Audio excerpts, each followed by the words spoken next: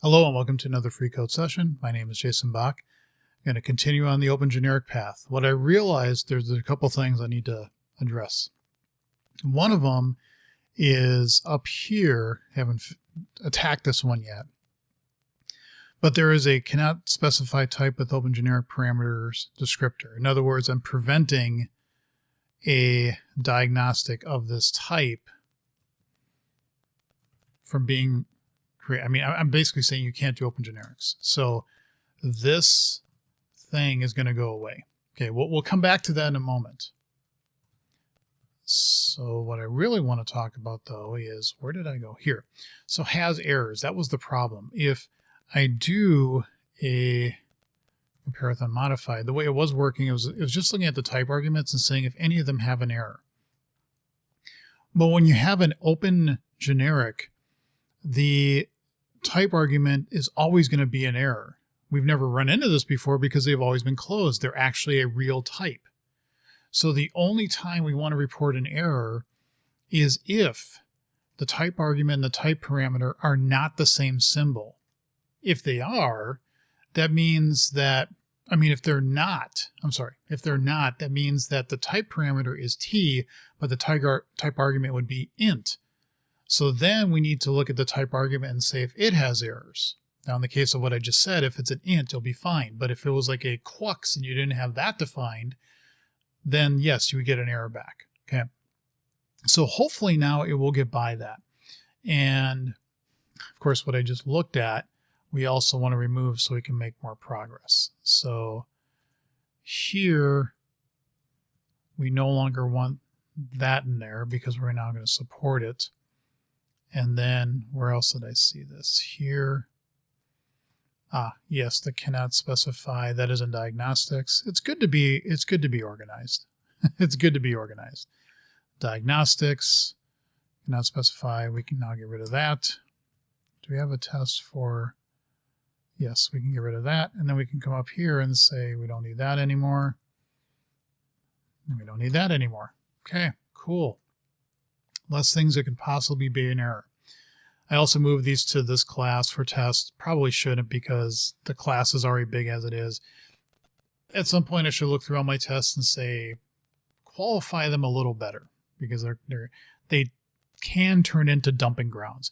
Mostly just because of the generated code. It gets so big at times that, what the test is actually doing is like code, generated code, this. It's just that the generated code gets to be quite big and that makes the tests themselves kind of big. But in any event, let's first run this. This should still work. And it doesn't. That's okay, because we just get rid of that. And our analyzer doesn't care about that anymore. Wait, whoa. What was, I saw a smudge. Analyzer. There it is. There was a smudge down at the bottom. See that? Collection initialization can be simplified. I know you could. I know you could do it. Oh, baby. Yes. All right. Getting a little bit too excited over collection expressions. Okay, that's still passed. That's good. Okay, now let's see what happens with this. Still not good. Okay, so let's go into the mock model and let's see how far we get. It still thinks there's errors. I guess my logic wasn't very logical, was it? That's fine. Okay, so the type itself is that. Let's now step into that. So the type kind itself is an interface. That's fine. Now we see this, and we see that we have arguments of length. Okay, so we get the first type argument and the type parameter. Type argument is t, type parameter is t. Okay, so that's true because they both should have compared. Oh, wait a minute. Why did I come in here?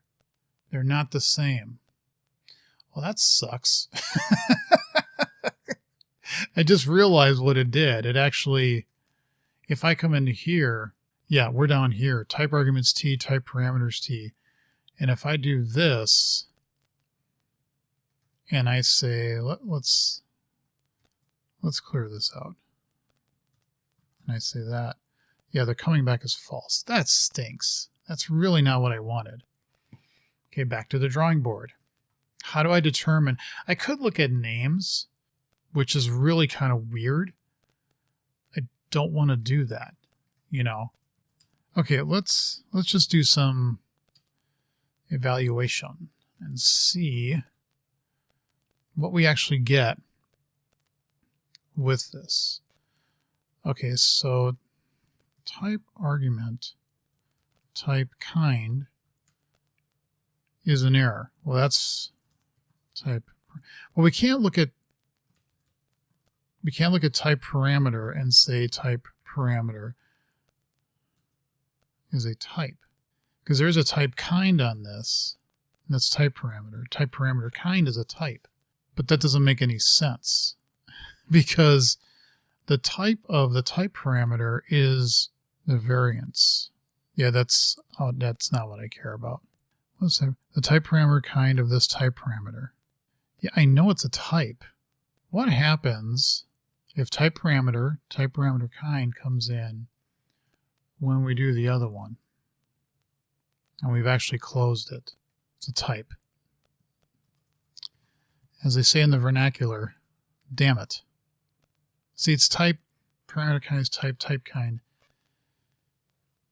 Now this would definitely not compare, but it stinks because if I come back here and I do that, they will definitely not, I mean, we know they're not the same, even though we know they're the same, if that makes any sense.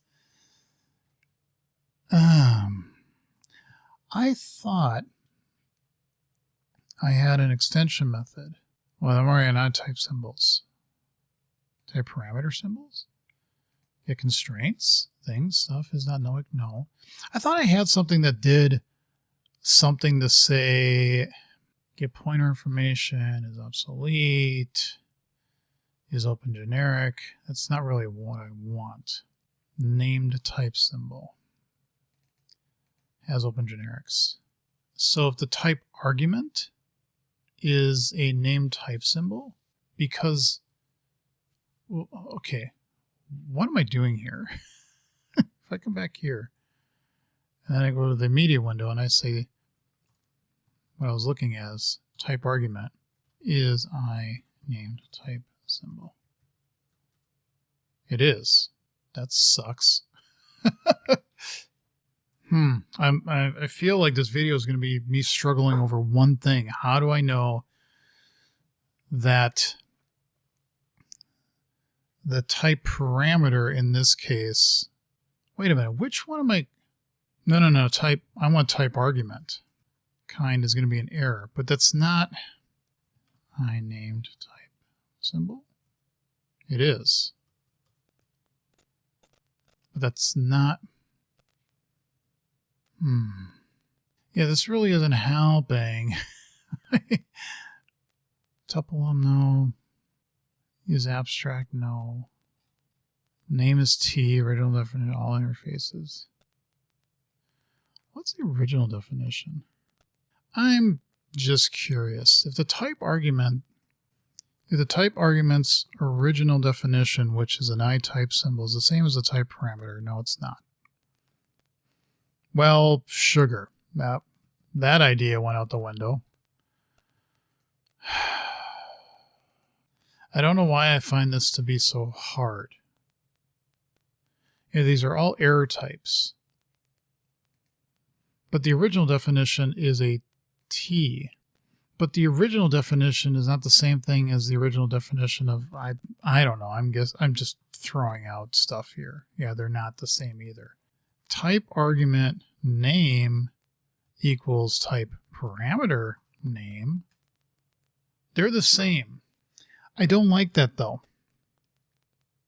I really don't like that. I guess what I could do here is to get fully qualified name, but I don't have the compilation. What is that? I have that as I could do something like this. It feels rather heavyweight to do that here for some reason. Like symbol display format, fully qualified format. I could just do to display string. I guess maybe I could try that. To display string. And that would be null is equal to type parameter to display string. And those are true. Because I think they're just the same. They're just like a T. The thing I'm getting at is, would there ever be a possibility where we know that those two are not the same. Okay, we know that the types are not the same. So we can't, where did that go? I know I just took off my glasses and I can't see a damn thing. We know those aren't going to be the same. But what we do know is that their names are the same as toDisplayString. And I think toDisplayString, I thought symbol display format, and you get a fully qualified format, and that's just T. We could use a fully qualified format here and say the only way that, because okay, coming back here, has errors 12. The only way that we want to come back in, we want to keep going on the type argument is if these two don't equal. And is there ever a possibility that I could have a type that has the same name as this? I think what would happen, like, let me come back here. I think what would happen is if I did this one, I'm guessing here, I don't know. Well, let's do that. Oh, it's an int. Dang it. Could you have a type that has the same name as the generic? And that's how you pass it in. Like if I come back here and I say, like, this is really stupid. Public class T. Okay. Really dumb. But what happens now? It's global of T. And the type parameter is T. So they would be different. Okay. Let's back out that nonsense. So I think I have a possibility here, which is to say instead of symbol that, let's say if type argument to display string with symbol display format of fully qualified format does not equal type parameter to display string of symbol display format of fully qualified format. And pretty heavyweight, but I can't think of anything else off the top of my head that would get this so that it doesn't error out. Okay, so now let's get rid of all of our breakpoints, put that there, come back to our test, and not that test. We don't care about that test. We don't care about that. We don't care about that. We don't care about that. Let's come back. Where did my test go? Where did my test go? Generic test. Okay. And we want to run this one. Hey, we don't have any errors. Let's see what happens now. Well, it should fail. Why does it fail? Well, we still don't get any sources, which, again, not too surprising. Let's go into mock model create. But it's actually, I'm sorry, I should have just stayed here. Okay. So let's see where else it kind of barks at. Okay. Is it sealed? No. Get attributes. Member count, properties, property member events, constructors. We don't have constructors. We didn't have methods? Wow. Really? Wait a minute. That doesn't make any sense. How did we not have any methods? Methods results. We never got any methods. Well, that's cute. So mockable method discovery must be doing something here. We could just look at interface methods here. Let's stop, come back here, rerun it. I mean, that is correct. We have a T return and a T. We know that that's good for now. So now let's do this. Whoa! How did it... Return new method. You didn't find any. That doesn't make any sense. Mock type get members. Okay, I'm actually kind of stunned here. I didn't think it would actually not find anything. Mock type is that. Let's see what we get here. We don't get any members. Type kind is an interface. But you really do not have any members. Are you kidding me? Oh, sugar. No. I thought, wait, get type. What's get type members? It's all the members of the symbol that are types. Oh, no, we don't care about that. Get members. String name. No, we don't care about that either. It's just getting all the members. It's 0. What? That doesn't make any sense. This is a perfectly cromulent interface. I think that's the right word. I mean, I'm doing it in sharp black here because I was checking something. And T-return, that's absolutely fine. How is it not finding that this is a member? Oh, wait a minute. Okay, I'm sorry. I'm being stupid. But it's not even... Like, mock type get members itself is not even returning anything. It should be giving an array, an immutable array, and so it wouldn't even get into method to examine. I thought that was a filter for something else, and no, it's for what we want. This is not even giving anything back. I don't understand this at all. I truly do not understand how it's saying there are no members in this. Type kind is an interface. Yeah, it's a named type of iService. I don't get it.